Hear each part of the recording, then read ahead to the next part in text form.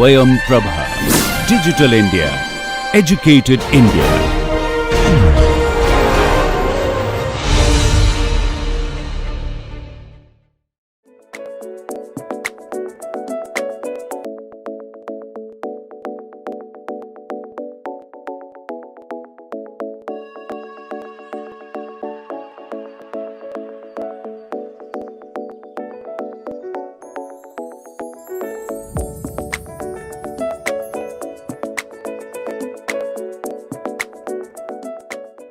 Hello everyone, this is the lecture 4 of module 2.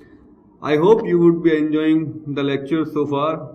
So in the topics that we are going to cover today are the boundary conditions, types of interfaces, ray theory, reflection and transmission, Snell's law. Before we even start our lectures today, we will have a brief recap of what we have learnt in the previous lecture. So we learnt about the energy flux and energy. We saw how much energy is stored in P and S waves, and that is basically proportional to the square of the amplitude and the frequency. And with that we said that waves of the same amplitude, the higher frequencies will transport more energy. As far as the displacements are concerned for P wave, if you have the potential available for P wave, that is scalar potential, then the displacement can be easily found out by taking the gradient of the P wave scalar potential, that is normally represented by phi. If we talk about the displacement for SV and SH wave, then it can be easily found if suppose the potential vector potential for the SV wave is psi, that is psi x comma t z comma t, then if you take the curl of it, then it can easily give you the displacement for the SV wave.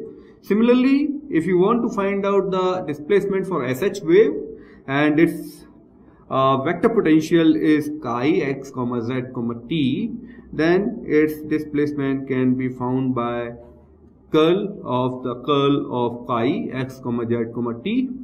And then we made some observations after deriving some equations, and we proved that the P and SV waves are basically coupled, as the displacement corresponding to these waves lies in the same plane, and the displacement corresponding to the SH wave lie in the plane orthogonal to the plane of displacement of the P and SV waves.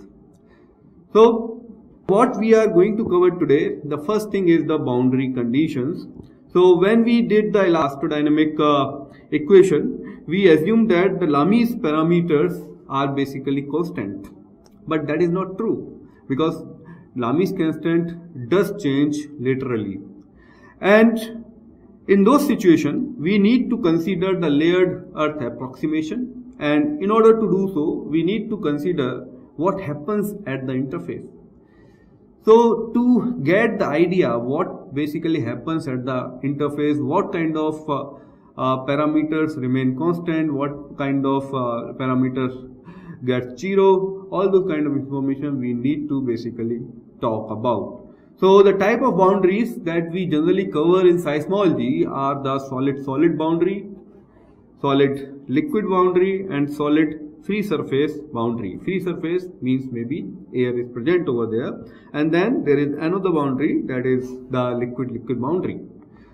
And if we consider the free surface condition, or you can say, let's suppose this is the interface here and there is a vacuum on the upside of it and there is solid down below, then we can basically understand that this is the boundary where vacuum is getting separated from the solid medium, and this is considered as a good approximation for the earth surface. Then in that case we can say that the vacuum will not impose any traction onto this boundary or the interface. Then in that case the traction resolved onto this interface will all be zero.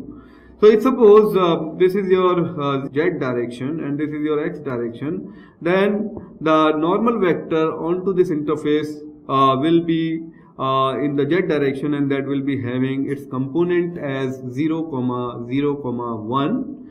And using the Cauchy's stress theorem, that is T vector is equal to sigma n cap. Sigma is the stress tensor. So this sigma n cap should become 0, because as per this boundary, where the vacuum is there on the upside of the interface and the solid on the down below, the traction should all be 0. So in that case, sigma n cap will be having 0, 0, 0. So if we even expand this sigma, then in the expanded form, this sigma will look something like this, with its all the components. When it will be multiplied with this a normal unit vector 0, 0, 1, then it should be equal to 0, 0, 0. So all in all, when you will solve this particular expression, then what you will get? You will get sigma 1, 3 is equal to 0, sigma 2, 3 is equal to 0, and sigma 3, 3 will also be equal to 0. That means the stress tensor in the z direction will all be equal to 0 for the free surface condition to be satisfied at this particular boundary. Now, to understand this more in a more detailed manner, then let's talk about a situation of the Gaussian pillbox. So Gaussian pillbox, that suppose there is this medium here, there is this boundary here, which basically separates the medium 1 from medium 2, and there is this pillbox that is designated by a dash line, and it's of a rectangular shape, and it has a surface area S and the volume it has V. Then we can write the homogeneous equation of motion. If you remember, we stated the homogeneous equation of motion for the equation of motion where the body forces are all 0. So in that case, only variation, the space derivative of the stress tensor will be equal to the acceleration times the density. So if you write that, then it will look something like that. Sigma ij comma j is equal to rho double derivative of the displacement. Now if you will write it by taking this term onto this side, then it will become something like this.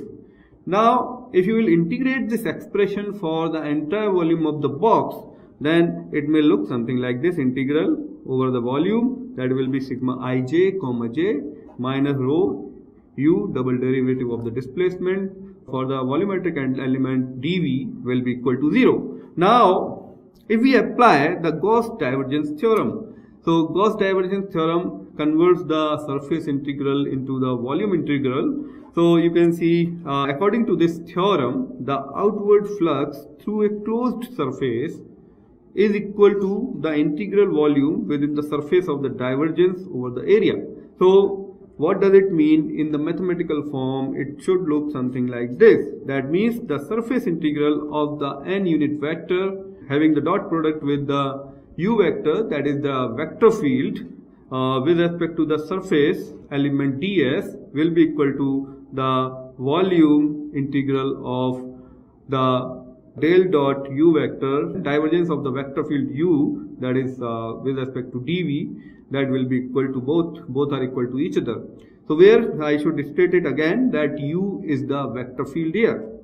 So any vector field having the surface integral with respect to n cap, its normal unit vector to the surface, will be equal to the volume integral of the divergence of the vector field with respect to dv. Now when we apply this particular Gauss divergence theorem into this equation, then this volume integral may change to the surface integral. So first of all, before even doing so, we can remember that this n vector dot u vector in the Einstein summation can be written as ni ui, that will be equal to ui ni, and the divergence of the vector field can be written as del ui by del xi, that will be equal to ui comma I.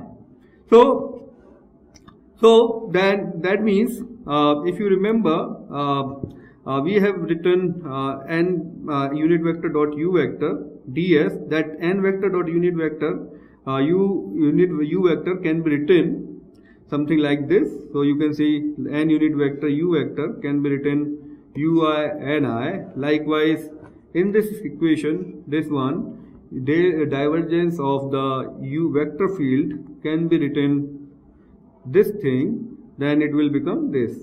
So which means, by analogy, we can written that the surface integral of the sigma ij nj ds will be equal to volume integral sigma ij comma j dv, and if we incorporate all these things of the equations from there to there, then it will become something like this.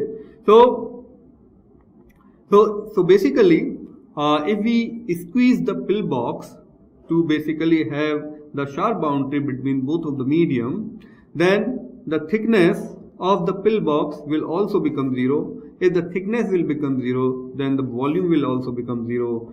And so what we can say, the volume integral of rho del square ui by del square ui will dv will be equal to 0, and then surface integral will also be 0.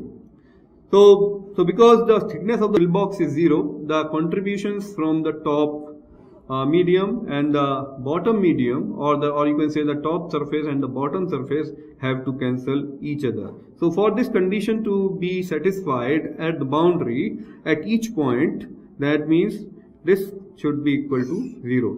That means sigma ij nj for the medium above and sigma plus sigma ij nj for the medium below should be equal to 0. That means at any point, if you will take, let's suppose this is the point, then the traction at this point due to the medium above will be sigma ij nj, that is plus, and this traction down below sigma ij nj minus should sum up to 0. That means the nj and nj plus, nj minus and nj plus are in opposite direction, and we can say that sigma ij nj is the same at both sides of the interface. Therefore, the traction Ti will be equal to sigma ij nj, must be continuous at the interface. So all in all, we can say when there is a boundary of the free surface boundary, if there is there, then that means the tractions should be continuous at the interface. Now let's talk about the solid-solid interface. And this solid-solid interface is also known as welded interface, because both the solid materials are combined at the boundary. That's why it is known as welded interface. And because the things are connected at this interface, so it implies that the displacement should be continuous at this particular interface. So in terms of displacement, we can say that the displacement due to the medium above and due to the medium below should be continuous and should be equal to each other. And similarly, the tractions should also be continuous. That means the traction due to the medium above and due to the medium below should be equal to each other. So let's suppose this is your medium, this is the interface which is separating two solid mediums, and this is the direction of x3 vector here. Then now this particular figure, I am sorry, this figure should have been there, so it is here only. So now you can see if we talk about the solid liquid interface, then let's suppose this is the boundary here, and here the medium above is liquid and medium below is solid, and this is the x3 direction. Then you know that in liquid the shear modulus should be 0. So that means the shear tractions are 0 in liquid. So by taking the continuity, that means the shear tractions should be continuous, or they must be 0 in the solid boundary too. So that means traction along the x1 direction and x2 direction should be 0, and traction along the x3 direction should be continuous in both of the medium. That means T3 plus and T3 minus should be continuous, and also the displacement should be continuous in x3 direction, that is u3 plus will be equal to u3 minus. So if we summarize all the interfaces that we just discussed about, that means if we are talking about solid-solid interface, the boundary conditions that we must apply are the attractions should be equal and the displacement should also be equal.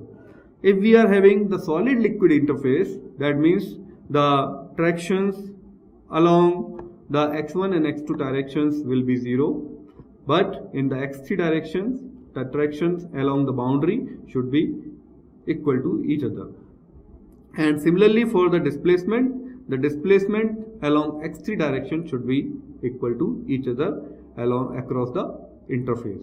Likewise, the free surface, if there is a free surface, then the all tractions should be 0. Now let's start our new topic, that is the ray theory, where we are going to see what is the reflection and the transmission coefficient if a P wave is incidenting upon a boundary and if a SV wave is incidenting upon a boundary. Similarly, we will see how the reflection and transmission coefficient, what are the values of the reflection and transmission coefficient in case of SH wave is incidenting on the boundary. So if we talk about that, all the things that we are going to do, that will be done through ray theory. And basically in ray theory, this is considered to be an approach in which we are going to have a point on the wavefront and we will try to find the locus of it. That means we will try to track how the point on the wavefront behaves, rather than we will be talking about the complete wave field. So basically, why we are considering ray theory? Because the ray theory is extensively used, and also it is very simple, and it is also rapid, and its applicability to a wide range of problems are also have been confirmed from the like if you consider like oil and gas industry or maybe some other applications. Likewise, it is valid for shallow and deep, both of kind of the situations, in the sense that if you are talking about the oil and gas industry, that means shallow applications are there in the sedimentary basins and also it can be equally applicable to the P waves in the outer core, that means the very deep earth. So in ray theory is basically an approximation, and it does not work well where heterogeneity or the order of the wavelength or the structures of the order of the wavelength exist. So for example, like in the case of diffractions and the steep velocity gradients, ray theory generally fails. So before we even move further, let's take a note of some like couple of points. This is point 1 and this is point 2. So if an SH wave is vibrating parallel to the interface, then it will produce reflected and the transmitted SH wave. So basically it will not produce P and SV wave. And if suppose the P and SV waves are incidenting on the interface, then it will produce both kind of the waves in the reflection and in the transmission both. So let's suppose there is a propagating wavefront. Let's suppose this is a wavefront here, and which is traveling towards the surface or towards the interface, you can say. And after a delta t time, it has covered a total distance of delta s, and the incident angle that which it is making with the interface is theta, and this is the time at which it started at t0, and this is time after delta t t1. So these are the two consecutive positions of the wavefront. So basically during the period delta t, it has covered a distance of delta s. So you can say that this is the delta s distance, and let's suppose horizontally along the interface it might have covered, or you can say at the surface it has covered a total distance of delta x. So if we do some trigonometry, then sine theta will be equal to delta s by delta x, and if we will rewrite it, that means delta s is equal to or you can say, let's suppose the velocity of the wavefront is v, then this delta s distance will be covered in delta t time with an amount of v delta t. So if we write that delta t over delta x, that will be equal to sine theta by v, and we define a new parameter, that is small p, and call it ray parameter. That means delta t by delta x is equal to sine theta by v, that will be equal to ray parameter. Okay, now consider that the wavefront is having an apparent horizontal velocity. That means the rate at which the wave is traveling along the x direction. Let's suppose this is your x direction. So the rate at which the wavefront is traveling along the x direction, or you can say the velocity of the wavefront along the surface, that means it can be considered as 1 by p, or you can easily find it out by doing some trigonometry along this particular triangle. Okay, so let's suppose along the surface the velocity is cx. Okay, so velocity is cx, that means the total distance that it will cover, the delta x distance it will cover in delta t time will be cx delta t. So that means delta x will be equal to cx delta t, and that means you can say that cx is equal to delta t by delta x, and from here we have also find out that the delta t by delta x is equal to sine theta by b, so which means that it will also be equal to sine theta by, it will also be equal to, it should be equal to v upon sine theta. Okay, so that is what it is. Note that 1 by p, so that is further equal to 1 by p. So 1 by p is equal to delta x by delta t, that is equal to the apparent horizontal velocity cx. So another term that we can define in here is the slowness. Slowness either is represented by small u or small s. So it is basically a vector quantity, but we are just talking about its modulus. So slowness is equal to u is equal to 1 by v, or you can say the reciprocal of the velocity is known as slowness. So if we define this sine theta by v, that is your ray parameter, or you can say the 1 by cx, then the sine theta by v is equal to u sine theta. So let's suppose these wavefronts are incidenting upon this interface.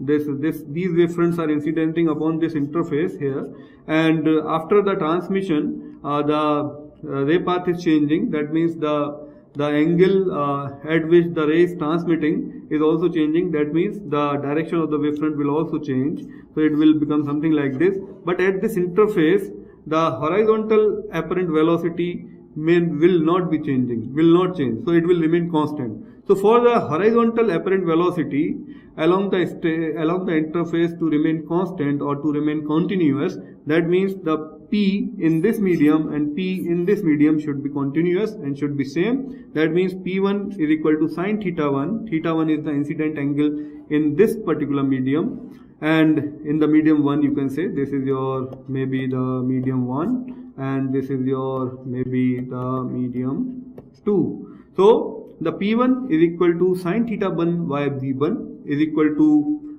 U1 sine theta 1, that is your slowness U1 in medium 1, and that will be equal to P2, that is basically sine theta 2 by V2, and in other terms, in the slowness term, it will be U2 sine theta 2. So you can say this term and this term will be equal. So sine theta 1 by V1 is equal to sine theta 2 by V2, or you can say the ray parameters are equal along the interface, across the interface.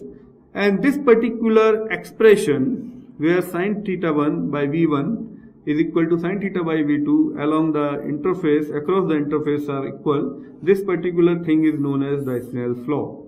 So you can say that the ray parameter of the ray remains constant along a path. So if you talk about this particular ray, let me rub everything up here. So ray parameter for this is the same ray that is traveling in this medium, and after the transmission it has transmitted to the another medium, and the first medium is having maybe the velocity v1 and the second medium is having the velocity v2, but the thing that will remain constant for this particular ray, I repeat, for this particular ray, will be the ray parameter. So ray parameter along this ray, either you take this point, or you may take this point or this point. The ray parameter along all the points along this entire ray path will remain constant. That means the sin theta 1 by V1 will be equal to sin theta by V2, sin theta 2 by V2. That means this is the Snell's law, which says the ray parameter of the ray remains constant along its entire path.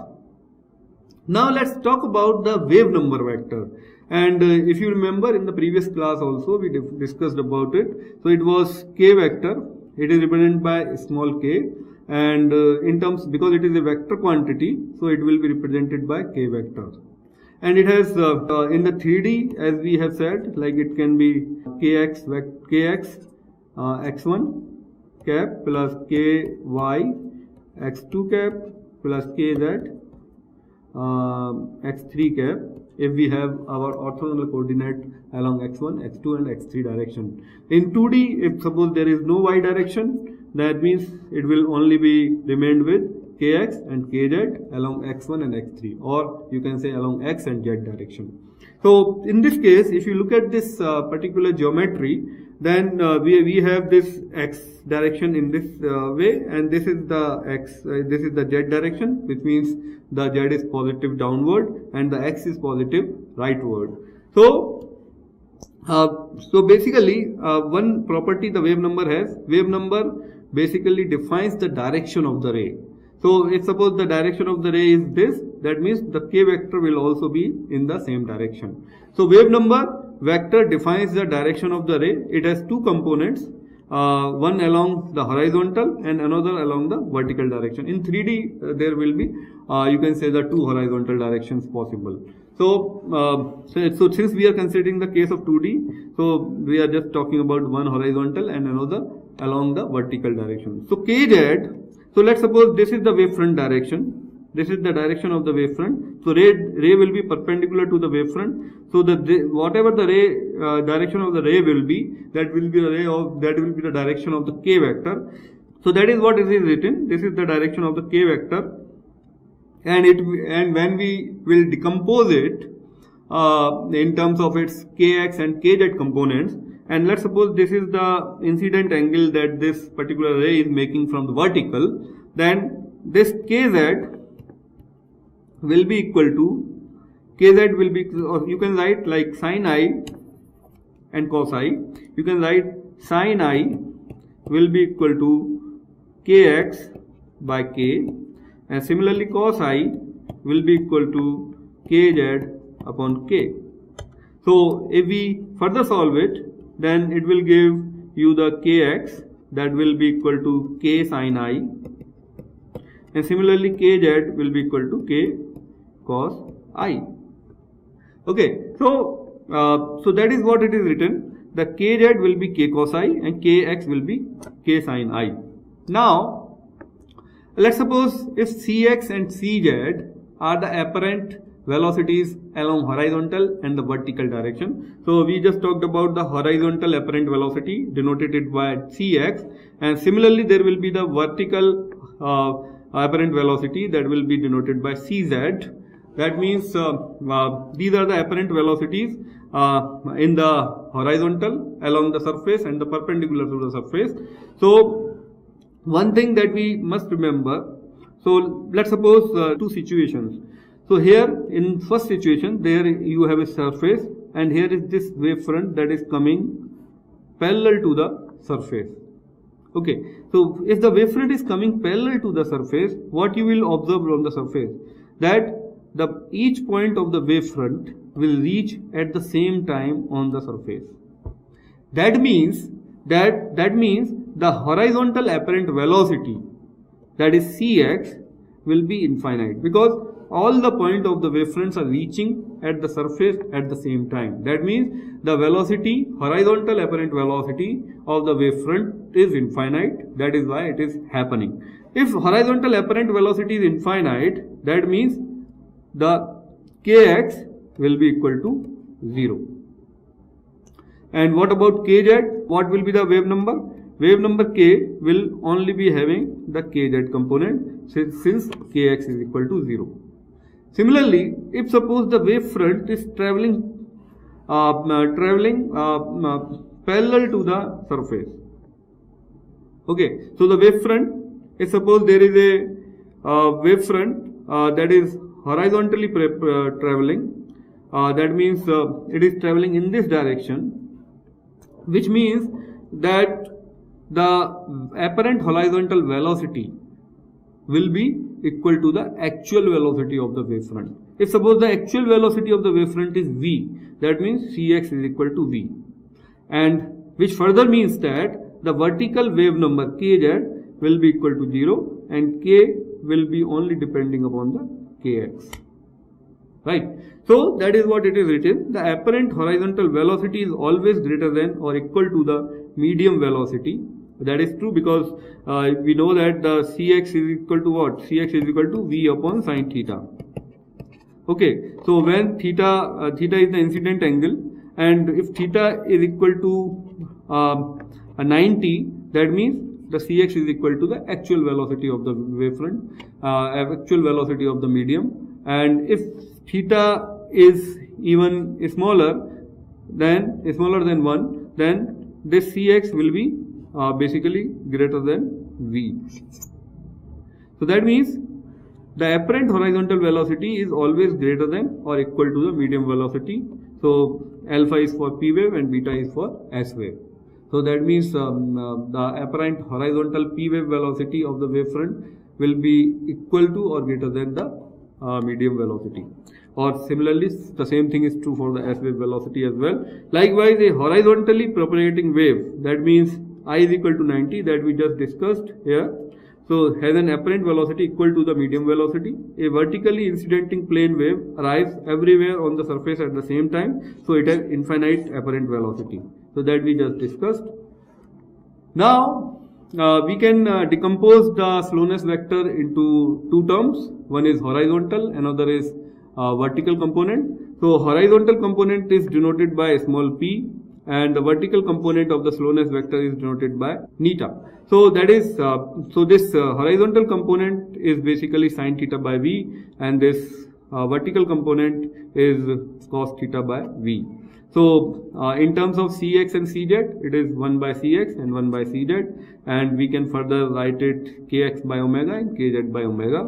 So here in the pictorial form it is written. So this is your slowness vector, u vector, and in the decomposed form along the surface, that is p, and vertical to the surface is neta. So horizontal slowness p remains constant for a ray, while vertical slowness varies with velocity of the layers.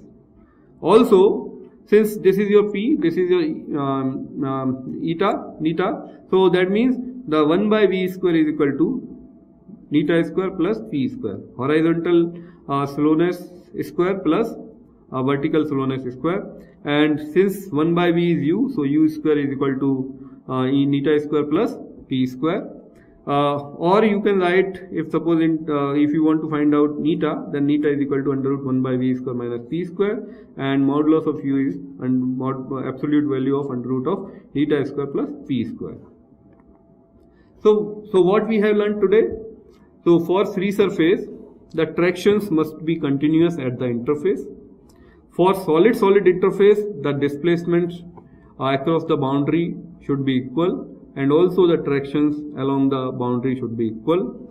And for solid-liquid interface, the shear traction should be 0. So that means traction x3 direction should be equal across the boundary, and also the displacement in x3 direction should be equal across the boundary.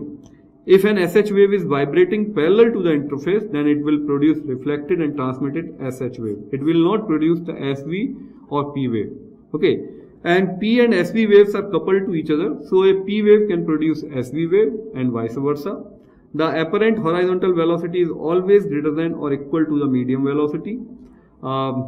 So basically it will be alpha for P wave and beta for S wave, and a vertically incident plane wave has infinite apparent velocity. Horizontal slowness P remains constant for a ray, while vertical slowness neta varies with velocity with the velocity of the layer. Likewise, we also saw the expression for the Snell's law, that is the sin theta 1 by v1 is equal to sin theta 2 by v2. So that is what we learned today, and these are the references.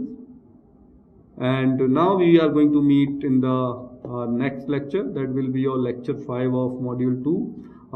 With that we are going to end our module 2. So thank you so much. Bye bye.